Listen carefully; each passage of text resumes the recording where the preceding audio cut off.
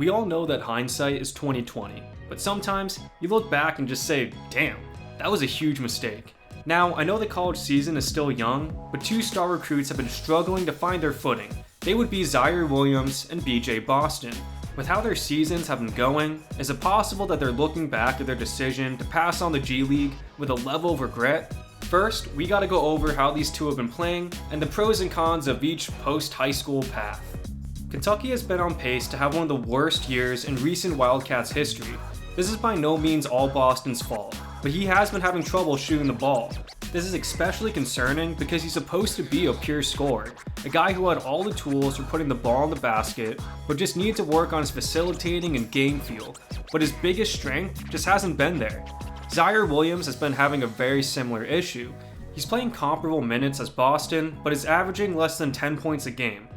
Both of these guys are young, and I'm sure things will get better, but if they don't, their draft stock will suffer.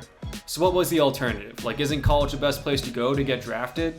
Mostly, yeah, but sometimes maybe not. It all depends. Let me explain by laying out each option.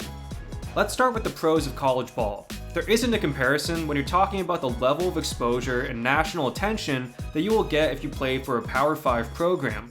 If you perform well on the stage, draft considerations will materialize exponentially as your solid games go on. You will also receive access to state-of-the-art facilities and coaching.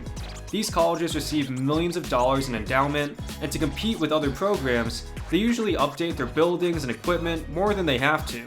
If you go to a Kentucky or a Stanford, you are getting the best of the best. Even though this last thing isn't as relevant during COVID, prospects are usually enticed by campus life and just having fun in college. This factor isn't to be ignored. But let's get into the cons of college basketball because they flow pretty well into the pros of joining this newly founded G League program. Like I said before, you're going to get a lot of attention playing for a historic program. So if you start to struggle, people are going to notice quickly. If your whole shtick as a player is that you can shoot, and you shoot poorly, scouts will be critical of that. If you can't seem to find your spot in your team's offensive identity, NBA GMs might not look at you the same. On the flip side, in the G League, you're kind of sheltered in this basketball bubble, whose sole purpose is working on your weaknesses so you can be a better NBA player. There isn't the national media covering your every footstep, so if you're in a shooting slump, you won't get crucified for it. This also means that if you're killing it, not as many people notice. So what kind of player is the G League really for? If you're an extremely talented but somewhat flawed prospect, the G League is more of your move. Star college players are expected to show dominance on both sides of the court or an extreme excellence on at least one. You are the best of the best, so you gotta prove it. If you're a hell of a scorer, but you're still too raw to thrive in a structured basketball environment, the G League helps you ease into that without all of the scrutiny.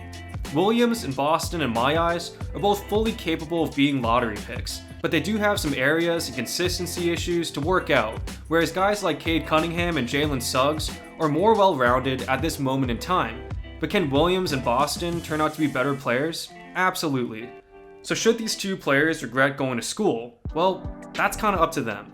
But I will say, if they can turn it around and shoot lights out, they'll be right back on track to being a top 10 pick.